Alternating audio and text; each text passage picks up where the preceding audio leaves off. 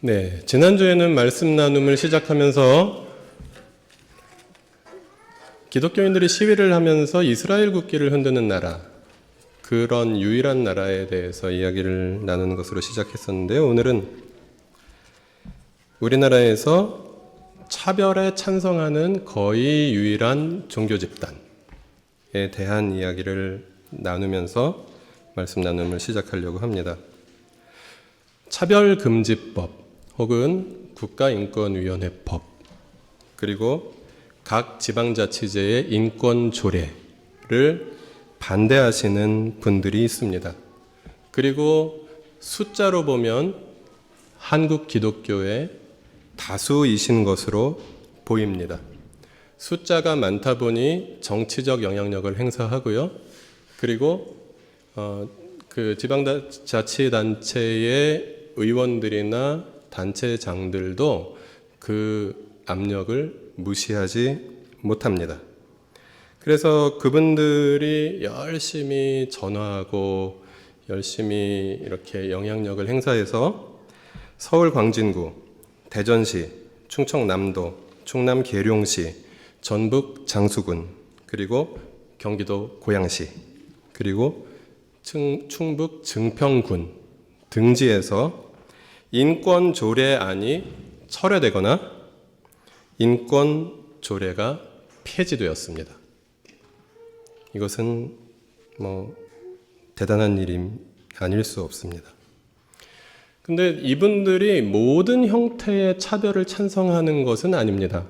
이분들이 반대하는 그 차별 금지, 그러니까 이분들이 찬성하는 차별은 대체로 동성애자에 대한 차별, 동성애자에 대해서 차별이 유지되어야 된다라는 시각과, 그리고 그 이주 노동자들의 상당수를 차지하고 있는 이슬람 교도들에 대한 차별이 이제 금지되면 많은 사회의 어려움이 있을 것으로 예상된다라는 논리입니다. 그것은 어떤 면에서는 일리가 있습니다. 예컨대 지금이 이슬람권의 라마단 기간입니다. 라마단 기간에는 아침하고 점심 식사를 하지 않습니다. 그리고 하루에 5번 기도를 합니다. 근데 이주 노동자들 중에 많은 그 이슬람 교도 분들이 이제 라마단에 참여를 하게 되면 아침과 점심을 먹지 않고 육체 노동을 한다는 것이 쉽지 않고요. 그리고 하루에 5번의 기도 시간을 보장해 드려야 되는 것이 이제 대체로 영세 중소기업을 운영하시는 분들에게 사실 쉽지 않은 일입니다. 그래서 이것을 한마디로 무어라 말할 수 없는 부분이 분명히 있습니다. 그리고 이제 또 한 가지는 동성애 부분입니다. 동성애 부분은 국가인권위원회법 2조에 이제 성적 지향이나 성 정체성을 이유로 차별받지 않아야 한다라는 규정이 있는데, 그것은 현재 국회에서 제정한 우리나라의 법률입니다. 국법입니다. 이제 그것을 지역사회에서 지역사회의 법률인 그 지방자치단체 조례로 제정하는 부분에 대해서 이제 기독교인들이 많은 현재 영향을 미치고 있는 일이기도 하고요. 이정환 목사가 고양시 인권증진위원회 위원으로 2년째 수고하고 있는데요. 2018년 4월 17일에 그 인권조례에 반대하는 분들이 그 고양시 인권위원회에 집단적으로 찾아오신다라는 이야기를 들었습니다. 그래서 제가 혹시 이진환 목사가 맞거나 그러면 대신 맞거나 아니면 병원에라도 데려가려고 제가 이제 갔는데요. 방청석에 저 빼고는 모두 이제 고양시 인권증진위원회의 뜻에 반대하시는 시민들만 모이셨습니다. 그리고 평일날 낮 시간에 중년 여성들 많이, 그리고 양복 입은 아저씨 1명, 이렇게 다니면 대부분 교회팀이거든요. 그렇게 오셨습니다. 그래서 다행히 뭐 폭력 사태가 일어나거나 뭐 이준하 목사가 맞거나 뭐 그러진 않았지만 정말 저는 그분들 틈에 끼어가지고 굉장히 난감한 시간을 보내야만 했고요. 그럼 이분들이 보시기에 우리 교회는 참 이상한 교회이고 유영석 목사나 이진아 목사는 참 이상한 목사이겠구나. 그리고 불현듯 두려운 마음이 들었습니다. 그리고 마지막으로 헤어지면서 그 방청객 분들 중에서 이진아 인권위원님은 목사님이라는 것을 알고 있습니다. 라고 의미심장한 말씀을 하시고 가셨습니다. 그렇습니다. 우리 교회는 한국 기독교 다수의 시각과는 조금 다른 것 같은 교회입니다. 저희는 차별에 반대하는 교회를 지향합니다. 그러나 모든 성도들이 똑같은 입장을 가지고 있다고 말씀드릴 수는 없습니다. 하지만 저희는 적어도 이렇게 생각해야 한다고 그리스도인으로서 생각합니다. 동성애자도 인간인가라는 질문을 동성애자의 차별을 금지할 것이냐 찬성할 것이냐를 결정하기 전에 동성애자도 인간인가 하는 질문을 던져야 한다는 것입니다.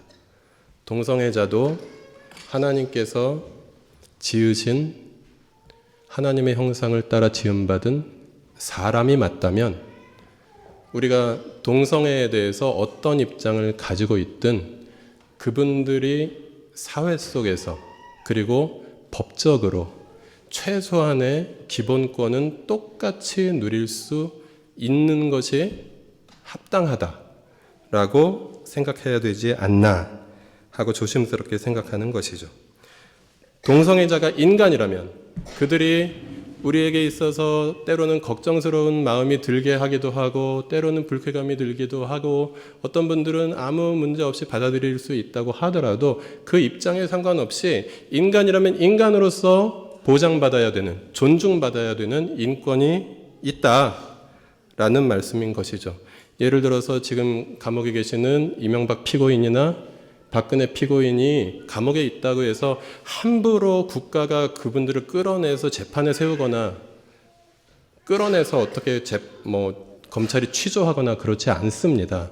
그분들은 이제 그 죄값을 치르고 재판이 진행되는 동안에 구속 상태에 있는 것이지 그분들에게도 국가는 함부로 하지 않습니다. 그와 마찬가지로 성적 지향이나 종교나 그 모든 상황에 상관없이 사람으로서 존재하는 가운데 인권을 보장받고 사회적으로, 법적으로 차별받지 않아야 된다는 것이 오히려 그리스도인들이 가져야 되는 합당한 생각이 아닌가. 저는 적어도 이렇게 생각하고요. 우리 교회에 또 함께 이렇게 생각하시는 분들이 많은 것으로 저는 알고 있고 기대하고 있습니다. 그래서 우리는 그리스도인들이 그렇다면 정말 힘써야 하는 것은 무엇인가를 생각해 보자는 것입니다.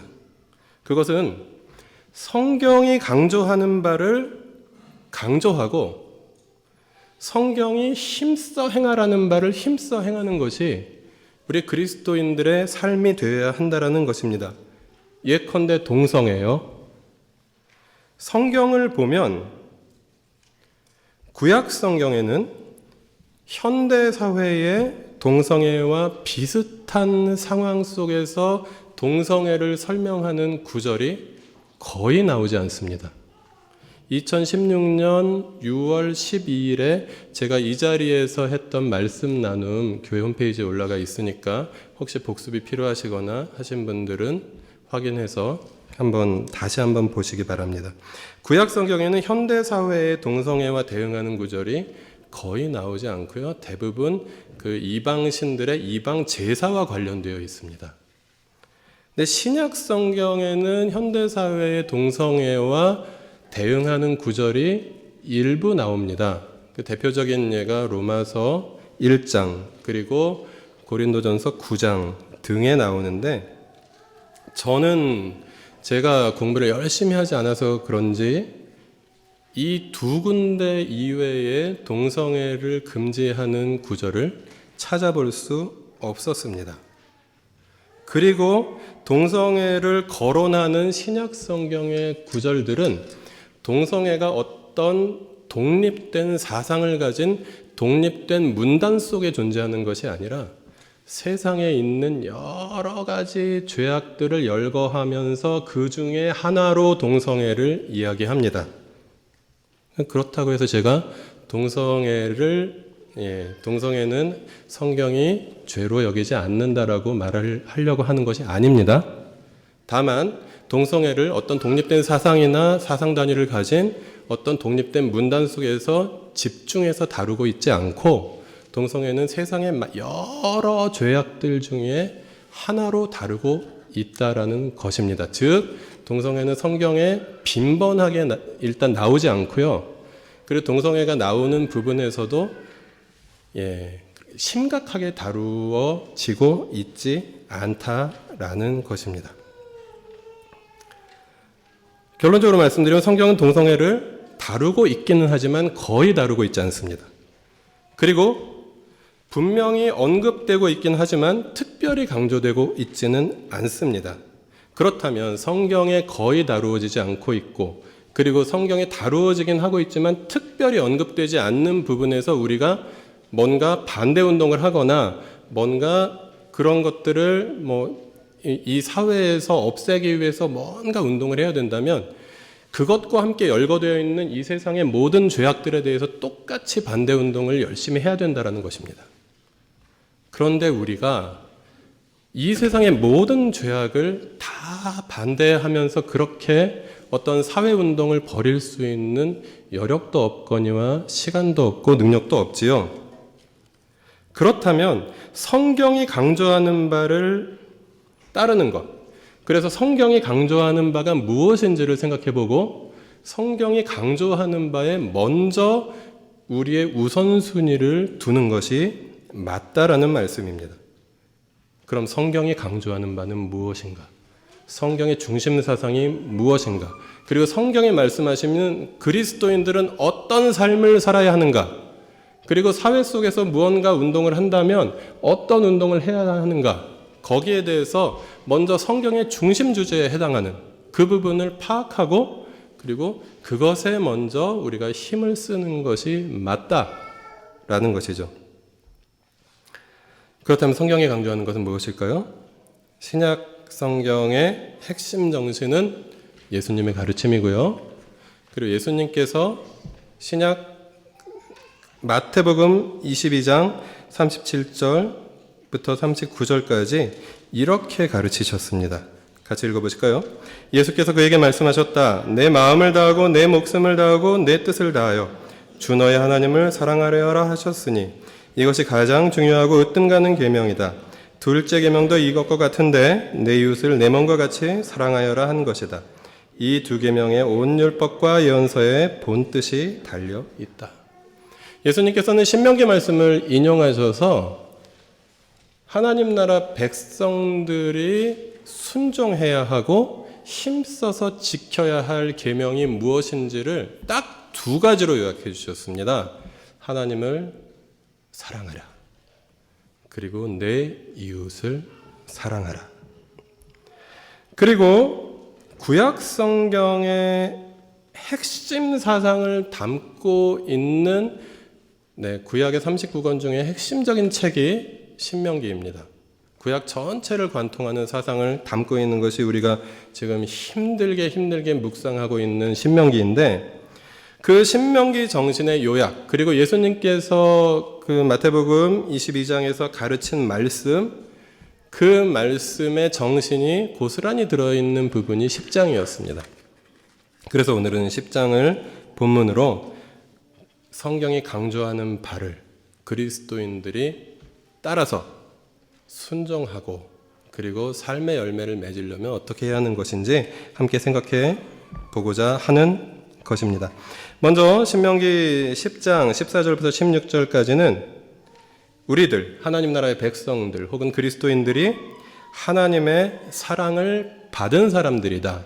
그래서 우리들의 삶의 모든 발걸음의 출발점은 우리가 이미 받은 하나님의 사랑에 있다라고 말씀하고 있습니다. 다 같이 14절부터 16절까지 읽겠습니다. 그렇습니다. 하늘과 하늘 위의 하늘, 땅과 땅 위의 모든 것이 다주 당신들의 하나님의 것입니다. 그런데 주님께서는 오직 당신들의 조상에게만 마음을 쏟아 사랑하셨으며 많은 백성들 가운데서도 그들의 자손인 당신들만을 오늘 이처럼 택하신 것입니다. 그러므로 당신들은 마음의 할례를 받고 다시는 고집을 부리지 마십시오. 신명기 10장 14절에서 모세는 하나님이 얼마나 위대하신 분이신지, 하나님이 어떤 분이신지, 온 세상을 창조하시고 온 하늘의 주인이시며 우주의 창조주이시며 우주의 통치자이신 하나님의 위대하심을 설명하고, 그리고 15절에서 그 하나님이 우리 같은 보잘것없는 민족을 사랑해 주시고 선택해 주시고 돌보아 주시고 구원해 주신 것에 대한 감사를 나누고 있는 것입니다. 하나님은 우주의 창조자이시며 그리고 온 세상을 지금도 다스리고 계신 분이십니다. 그리고 이스라엘 백성들이 신명기 10장 당시에서 그러하였던 것처럼 지금 여기 있는 우리들도, 그리고 우리와 함께 이 시간 어디선가 함께 동시에 예배드리고 있을 수많은 그리스도인 분들도 모두 다 그 위대하신 하나님께서 사랑으로 선택하셔서 아들을 보내주시고 구원해 주셔서 하나님 나라 백성 삼아주신 바로 그 하나님의 위대하신 하나님의 존귀하신 하나님의 사랑을 받은 보잘것없는 존재들이며 그 사랑 때문에 특별해진 존재들이다 라는 것을 신명기 10장은 우리에게 이야기합니다. 요한일서 4장 10절 말씀 같이 읽어보실까요? 사랑은 이 사실에 있으니 곧 우리가 하나님을 사랑하는 것이 아니라 하나님이 우리를 사랑하셔서 자기 아들을 보내어 우리 죄를 위하여 화목제물이 되게 하신 것입니다. 그래서 우리 그리스도인들의 모든 신앙과 삶과 모든 행위의 출발점은 우리가 이미 하나님으로부터 받은 그 크신 사랑, 보잘것없는 우리에게 쏟아부어 주신 그 위대한 사랑으로부터 출발한다라는 것이 신명기의 가르침이고, 즉 성경의 가르침입니다. 그런데 그 큰 사랑을 받은 사람들은 두 가지 반응을 보인다고 신명기는 계속해서 이야기합니다. 첫 번째 반응은 그들은 하나님을 사랑하게 된다는 것입니다. 12절부터 13절 말씀 같이 읽어보실까요? 이스라엘 자손 여러분, 지금 주 당신들의 하나님이 당신들에게 원하시는 것이 무엇인지 아십니까? 주 당신들의 하나님을 경외하며 그의 모든 길을 따르며 그를 사랑하며 마음을 다하고 정성을 다하여 주 당신들의 하나님을 섬기며 당신들이 행복하게 살도록 내가 오늘 당신들에게 명하는 주 당신들의 하나님의 명령과 규례를 지키는 일이 아니겠습니까? 네. 이 말씀을 통해서 우리는 하나님의 백성은 무엇으로 하나님을 사랑하는가에 대한 질문을 먼저 던질 수 있습니다. 먼저 하나님의 사랑을 받은 하나님의 백성은 두려움과 공경하는 마음으로 하나님을 사랑합니다. 주 당신들의 하나님을 경외하며 라고 표현되어 있는 말씀입니다.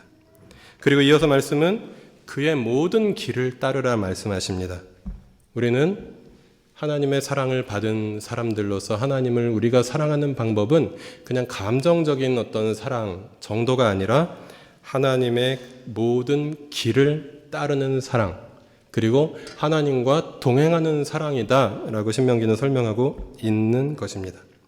그리고 나서 이어지는 본문은 그를 사랑하며 라고 되어 있는데, 그 사랑은 깊고 친밀한 관계를 유지하는 것을 말합니다. 이것은 마치 부부의 사랑을 묘사하는 것과 같은 단어로 쓰여 있습니다. 그래서 부부가 서로를 다 알고 잘 알고 그리고 한평생 신뢰하며 친밀한 관계를 누리며 그 관계 속에서 동행해 가듯이 하나님의 사랑을 받은 하나님의 백성들은 그렇게 하나님을 사랑하는 것이다라는 것입니다.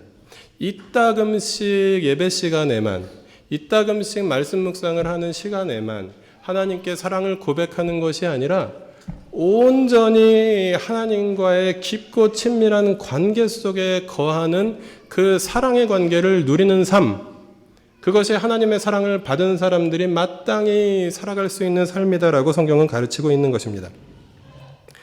그리고 이어지는 말씀의 12절 뒷부분에 주 당신들의 하나님을 섬기라 라고 되어 있습니다. 이 섬기라는 단어는 하나님을 예배하는 삶을 말합니다. 주일에 이렇게 함께 모여서 공동체로 드리는 예배와 개인적으로 또 각자의 삶의 현장에서 하나님을 만나는 예배를 통해서 우리는 하나님에 대한 사랑을 경험할 수 있고 고백할 수 있고 그리고 하나님의 사랑을 또 받아 누릴 수 있다라는 사실입니다. 그리고 13절 말씀에 주 당신들이 하나님 명령과 규례를 지키는 일이 아니겠느냐라고 또 모세는 가르칩니다. 명령과 규례를 지키는 것, 즉 하나님의 사랑을 받은, 그래서 하나님을 사랑하는 사람들은 하나님의 말씀에 순종하는 사람들이다. 즉 성경이 강조하는 바를, 하나님께서 힘써 지키라고 하시는 바를 힘써 지키는 사람들이다. 실제 삶 속에서 적용하는 사람들이다. 성경에서 내가 원하는 부분 혹은 내가 불편해하는 부분 빼가지고 가지고 다니거나 아니면 빼가지고 버리는 것이 아니라 성경이 강조하시는 바, 하나님께서 하나님의 마음을 두고 계신 곳, 그곳에 우리의 온 마음을 집중하는 것, 거기에 우선순위를 두는 것이라는 말씀입니다. 우리 교회는 어떻습니까? 이 세상의 모든 교회들이 똑같이 하듯이 우리는 하나님을 예배합니다. 그리고 함께 하나님의 말씀을 묵상합니다. 그리고 성경을 통독합니다. 그리고 수요일마다 모여서 공동체가 성경 공부를 하고 그리고 각자가 또 성경을 공부하고 1대1로 모여서 제자훈련을 통해서 성경을 공부합니다. 그리고 하나님께 우리가 가진 소유를, 이 모든 것들을 허락하신 분이시고 이 모든 것들의 주인은 당신이십니다라고 고백하면서 헌금을 드립니다. 그리고 내 돈뿐만 아니라 나의 모든 시간도 하나님의 것입니다라고 고백하면서 교회에서 또는 이 세상의 어느 곳에서 또 내 시간을 들여서 봉사하며 하나님을 섬깁니다. 이 모든 것들은 그냥 하나님을 믿는 사람들에게 주어진 그냥 프로그램들 정도의 수준이 아니다라는 것입니다. 교회에서 해야 되는 여러 가지 프로그램들, 그리고 교회에서 준비해서 운영하고 있는 여러 가지 행사들 정도가 아니라 우리가 하나님을 사랑하기 때문에, 그리고 그 이전에 하나님의 사랑을 받았기 때문에 하나님께 사랑으로 반응하는 우리들의 여러 가지 사랑의 고백의 구체적인 표현이며 모습들이다라는 것이죠.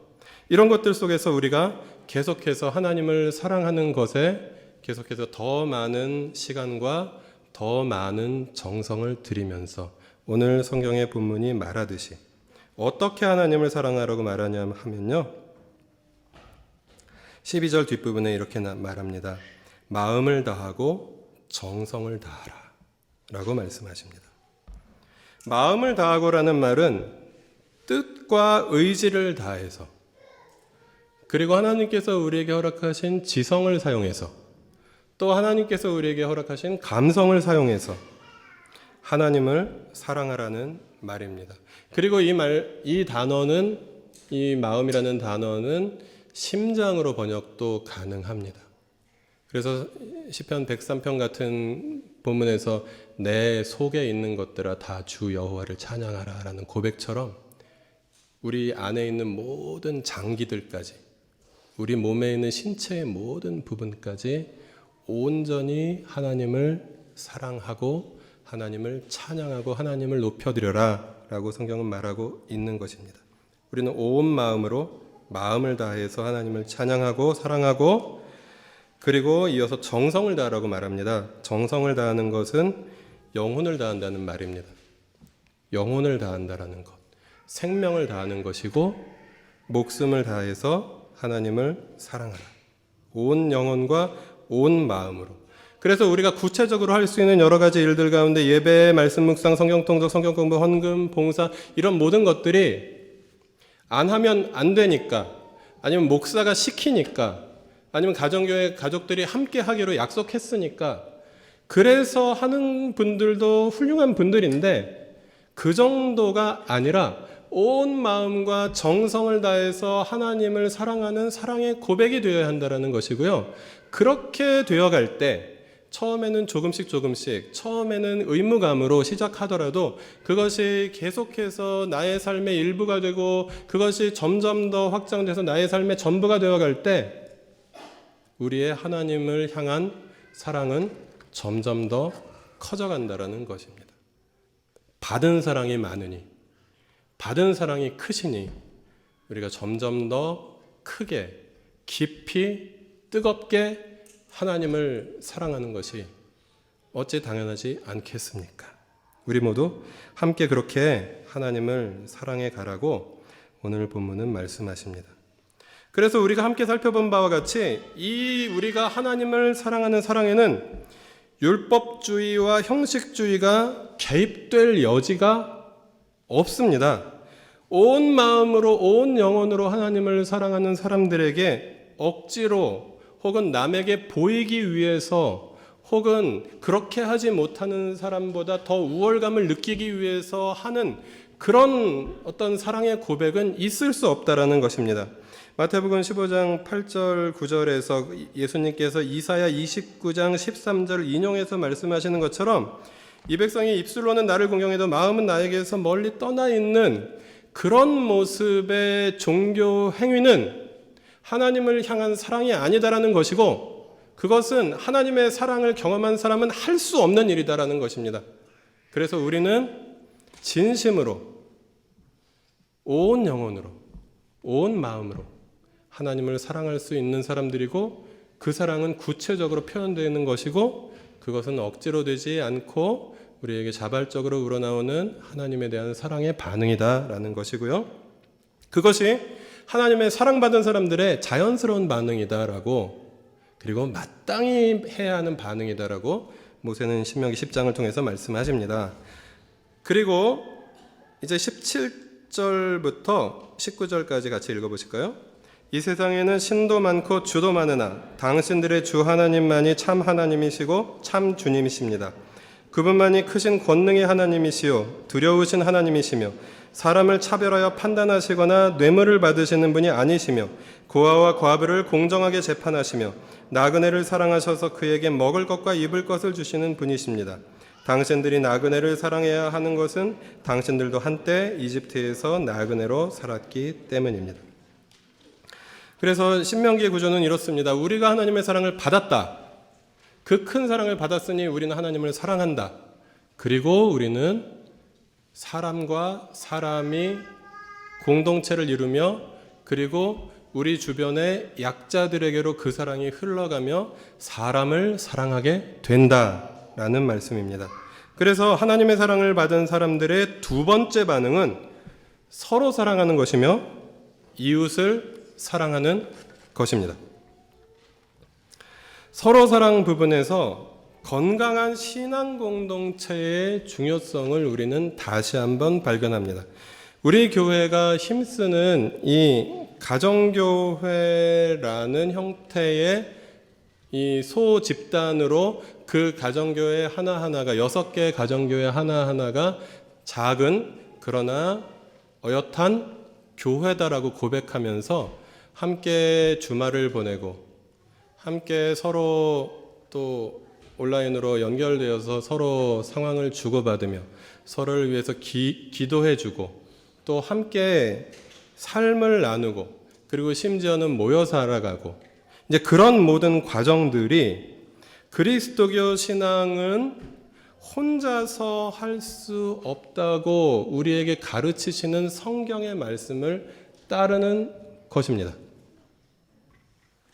이것이야말로 우리가 나들목교에서 나온 교회이기 때문에 나들목교에서 가정교회 시스템을 운영하고 있으니까 우리는 가정교회를 한다라는 정도가 아니라 하나님의 사랑을 받은 사람들이 서로 사랑하는 것은 우리가 받은 하나님의 사랑에 대한 당연한 반응이다라는 것입니다. 그리스도교 신앙은 혼자서 할 수 없습니다. 요한복음 13장 34절 같이 읽어보실까요? 이제 나는 너희에게 새 계명을 준다. 서로 사랑하여라. 내가 너희를 사랑한 것 같이 너희도 서로 사랑하여라. 너희가 서로 사랑하면 모든 사람이 그것으로써 너희가 내 제자인 줄을 알게 될 것이다.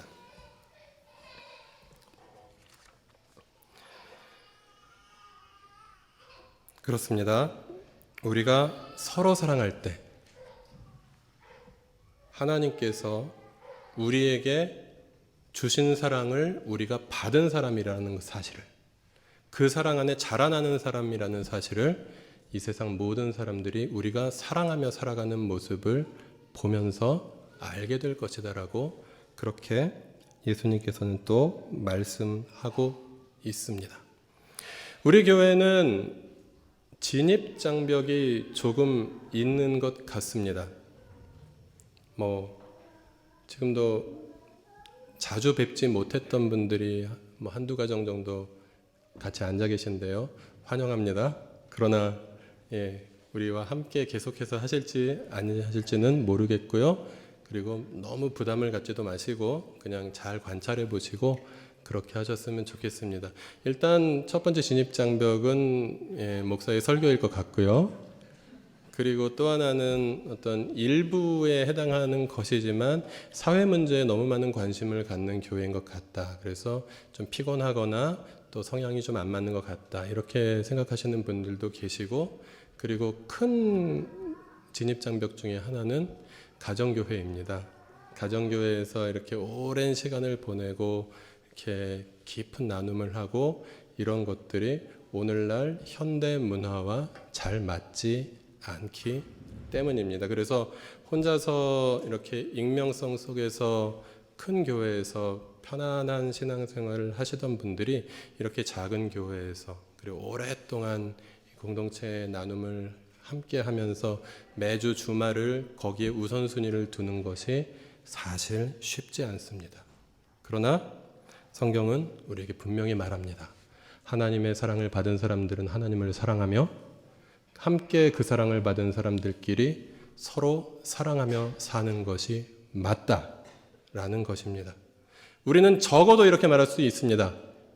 이 세상에서 함께 살아가는 사람들 중에 적어도 우리는 10몇 명 정도는 내가 잘 알고 있고 서로 사랑하고 있고 정기적으로 만나고 있고 나름대로 서로 삶을 나누며 살아가고 있다라고 분명히 말할 수 있습니다.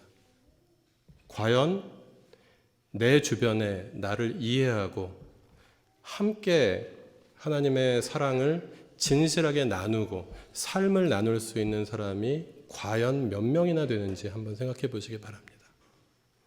서로 사랑하며 살아가는 것, 그것은 교회의 어떤 프로그램이 아니라, 그래서 행정적으로 이렇게 잘 나눠서 잘 운영하기 위한 방침이 아니라 하나님의 가르침이며 하나님의 명령이며 기독교 신앙의 본질입니다.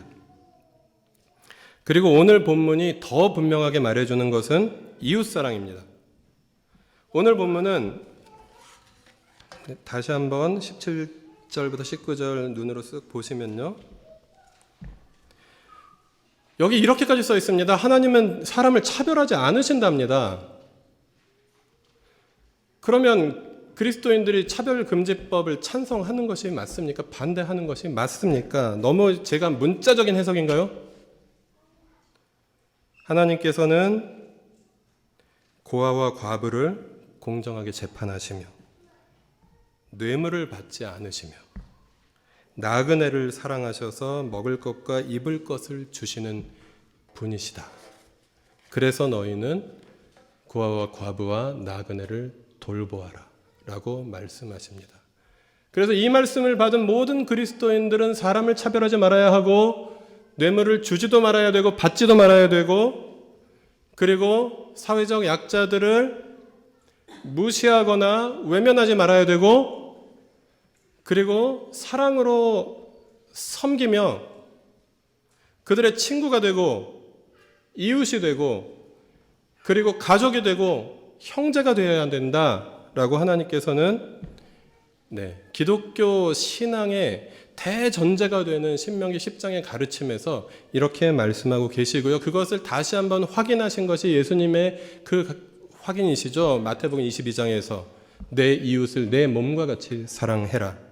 그래서 우리 교회가 사회 문제에 관심을 가지는 것은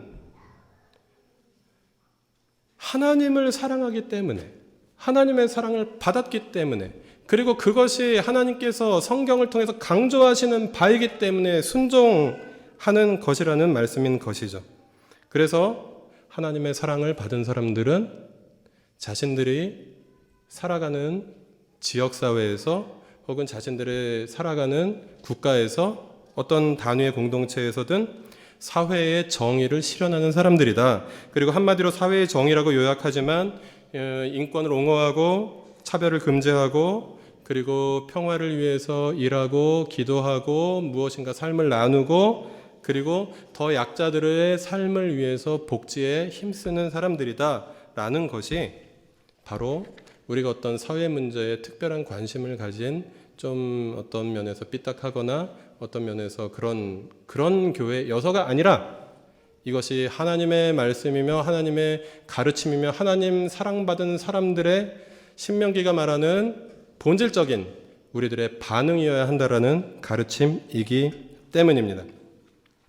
이 시대의 고아와 과부와 나그네는 누구입니까? 가난한 자들, 약자들, 소수자들, 그리고 여러 가지 오늘날 성폭력이거나 아니면 어떤 권력 구조에 의한 것이거나 아니면 재벌들에 의한 것이거나 수많은 어떤 폭력의 피해자들과 연대하는 것, 그리고 자기 나라에서 정치적인 자유를 누릴 수 없어서 피해 오신 난민들을 보호하고 돌보고 그들과 친구가 되는 것, 그리고 우리나라에 와서 함께 일하며 또 이 나라에서 새로운 소망을 가지고 살고자 하는 이주자들을 돌보고 그리고 그들의 삶이 이 땅에서의 삶이 정말 편안하고 그리고 희망찬 삶이 될 수 있도록 배려하는 것. 그렇습니다. 고아와 과부를 돌보라는 취지의 명령을 제가 세번역 성경에서 검색을 해보니까 성경 전체에서 30회가 나왔습니다. 동성애가 죄다라는 성경 말씀을 제가 검색해보니까 2번 나왔거든요. 고아와 과부와 나그네를 돌보라는 말씀이 30번이 나왔습니다. 중고등학교 때 반복되는 이유는 강조하기 위해서라는 거 배우셨을 것입니다. 성경이 강조하는 바를 더 따르는 것이 맞지 않겠습니까? 그리고 그러면서 우리의 이웃의 지경을 넓히고 더 많은 사람들이 우리의 형제 자매가 되고 함께 예수님을 믿은 다음에 그들이 또 하나님의 사랑을 경험하고 그 하나님의 사랑에 대한 반응으로서 자기 자신의 모습을 직면하고 그래서 성경이 이렇게 가르치지 않는구나라고 깨달으면 그리고 그들이 만약에 그것을 만약에 선택할 수 있다면 새로운 삶을 선택할 수 있도록 도와주는 것, 그것이 동성애자든 어떤 분들이든 간에 어떤 삶의 다른 많은 사람들과 다른 어떤 독특함 때문에 차별을 받거나 고통받고 있거나 고민하고 있는 분들에 대한 그리스도인들의 참된 이웃사랑의 가르침이 되어야 하지 않을까. 우리는 오늘 본문을 통해서 그렇게 함께 생각해 볼 수 있습니다. 그리고 더 나아가서 우리의 이웃 사람들뿐만 아니라 이웃인 동물들, 이웃인 식물들, 벌레는 동물인가요? 제가 문과 출신이라서 이웃 벌레들, 모든 존재들을 우리가 사랑하는 것, 특별히 인간의 어떤 개발과 어떤 돈벌이와 그리고 구멍에 공을 집어넣는 것을 즐거워하는 어떤 귀족적인 오락을 위해서 죽어가는 생명들을 사랑하는 것, 그리고 그 생명들을 우리가 책임질 수는 없지만 우리가 할 수 있는 한 지키기 위해서 우리의 최선을 다하는 것, 그리고 몸으로 할 수 없다면 있는 자리에서 기도하는 것, 그것이 하나님의 큰 사랑을 받은, 그래서 하나님을 사랑하기 시작한 사람들, 그리고 서로 사랑하기 시작한, 우리가 아무리 이렇게 서로 사랑해도 이 적은 무리는 서로 사랑할 수 있습니다. 그러나 우리끼리만 사랑한다면 이 모임은 그냥 사교 모임이나 동호회 정도일 것입니다. 제가 가끔 자전거 동호회나 이런 동호회를 가보면요, 굉장히 진실한 나눔이 이루어집니다. 거기도 그렇습니다. 예수님 없이도 어느 정도의 진실한 사귐은 가능합니다. 근데 우리가 적어도 예수님 때문에 함께 서로 사랑하는 사람들이라면 우리가 우리의 울타리를 넘어서 세상을 향해서 더 어두운 곳, 더 그늘진 곳, 더 추운 곳으로 우리가 받은 그 크신 하나님의 사랑을 나누고 흘려보내는 것, 그것이 옳다라고 오늘 본문은 우리에게 말씀하십니다. 그래서 우리는 받은 사랑에 감격해서 힘써서 사랑하는 사람들입니다. 신명기 10장 마지막 부분 20절부터 22절까지 같이 읽겠습니다. 주 당신들의 하나님을 경외하고 그를 섬기며 그에게만 충성을 다하고 그의 이름으로만 맹세하십시오. 당신들이 찬양할 분은 당신들의 하나님뿐이니 당신들이 본대로 그분은 당신들에게 크고 두려운 일들을 하여 주신 하나님이십니다. 당신들의 조상이 이집트로 내려갈 때에는 모두 70명밖에 되지 않았지만 주 당신들의 하나님은 이제 당신들을 하늘의 별과 같이 많게 하였습니다. 오늘 신명기 본문은, 그리고 마태복음 22장에서 신명기를 인용해서 예수님께서 가르치신 말씀은 기독교 신앙이 적당히 교회 다니는 정도가 아니다라고 그렇게 말씀하고 있는 것을 우리가 발견하였습니다. 그리고 20절은 우리에게 또 더 큰 부담을 줍니다. 그러나 이것은 부담만은 아닙니다. 그에게만 충성을 다하라 라는 이 표현은 히브리어의 다바크라는 동사인데요, 달라붙다, 밀착되다 라는 표현입니다. 충성을 다하라는 말은 그냥 어떤 사회적인 충성심, 위계 질서에 의한 충성심 정도를 말하는 것이 아니라 달라붙어 있는 것입니다. 이것은 다른 성경의 다른 부분에서 남편과 아내가, 아내와 남편이 사랑하면서 서로 안고 있는 모습, 이런 모습을 표현하는 데 사용되는 동사이기도 합니다. 우리가 하나님을 사랑한다는 것은 그냥 가끔씩 내가 그리스도인임을 기억하면서, 가끔씩 하나님을 기억하면서 일주일에 한 번씩 예배드리는 것 정도가 아니다라는 것입니다. 하나님과의 친밀한 교제 속에서 날마다 거하는 삶이 시작된다라는 것입니다. 그래서 그리스도인들은 하나님과의 친밀한 교제 속에 동행하는 사람들이며, 그러할 때에 우리의 공동체 가족들을 향한 사랑은 계속해서 커져갈 것이고, 그리고 우리의 이웃을 향한 사랑은 점점 더 커져갈 것입니다. 그런 사람들만이 하나님을 더 사랑할 수 있습니다. 지난 5월 첫째 주일 예배 때 여러분께 부탁드린 어떤 권면이 있습니다. 그것은 우리 교회가 교회 개척의 첫 번째 구간을 지나고 계속해서 조금씩 더 나은 모습으로 하나님께서 은혜를 주시면 성장해 가겠지만, 그것이 내 인생과 무슨 상관이냐라는 질문을 드렸던 것을 저는 기억합니다. 여러분은 대부분 잊어버리셨겠지만 저는 섭섭하지 않습니다. 그래서 다시 한번 말씀드리는 것인데요, 우리는 내가 성장하지 않으면 이 교회가 잘 되는 것이 뭐가 중요합니까? 저는 중요합니다. 여기가 직장이니까요. 이 교회가 잘 돼야 됩니다. 근데 여러분께서는요, 이 교회가 잘 되면서 여러분이 잘 되지 않으시면 그렇게 큰 의미가 없다라는 것이죠. 영적으로 우리가 함께 성장해 가자라고 말씀드렸는데, 성장은 내가 스스로 할 수 있는 것도 사실은 아니기 때문에 더 난감합니다. 근데 영적 성장을 다르게 표현하면 그것입니다. 내가 감격하는 하나님의 사랑을 받은 것에 대한 감격이 더 커져가는 것. 그리고 그 사랑에 반응해서 내가 하나님을 사랑하는 그 표현들이 더 진실해지고 더 깊어지고 더 선명해지고 더 커져가는 것. 그리고 내가 공동체 가족들이 좀 마음에 안 들고 고통스러운 부분들이 있고, 그리고 내 마음의 은밀한 부분들을 더 나누지 못하는 부분들이 점점 더 사라지고, 내가 하나님께서 나에게 허락하신 우리 공동체 가족들을 더 사랑하게 되는 그 사랑이 점점 더 커져가는 것. 그리고 내가 감당하고 내가 생각하며 내가 관심을 가지고 내가 돌보고 내가 섬길 수 있는 이웃들이 점점 더 많아지는 것. 그래서 이웃사랑이 커져가는 것.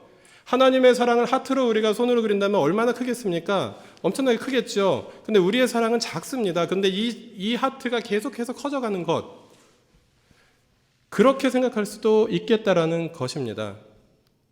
물론 우리를 잘하게 하시는 분은 하나님이시지만 우리가 계속해서 더 진실하게 반응할 때, 우리의 하나님의 우리에게 주신 사랑을 더 감사로 반응할 때 우리는 점점 더 우리의 그 서로 사랑과 하나님을 향한 사랑과 이웃을 향한 사랑이 커져갈 것이고, 그 가운데 우리는 그때 5월 첫째 주일에 함께 나눈 것처럼 5년 후, 10년 후에 우리 자신을 돌아볼 때 우리는 많이 자라있는, 영적으로 성장해 있는 우리들을 발견해 하게 될 것이다라고 저는 오늘 성경의 이 핵심적인 가르침인 신명기 10장을 통해서 여러분께 다시 한번 말씀드립니다. 요한일서 4장 10절 다시 한번 읽어보겠습니다. 사랑은 이 사실에 있으니 곧 우리가 하나님을 사랑한 것이 아니라 하나님이 우리를 사랑하셔서 자기 아들을 보내어 우리 죄를 위하여 화목제물이 되게 하신 것입니다. 우리는 예수님의 십자가 사랑으로 하나님의 자녀가 되었습니다. 그래서 우리는 하나님의 자녀답게 그 사랑에 반응하며 사랑하며 살아가는 것이 마땅하다고 오늘 본문은 우리에게 말씀하십니다.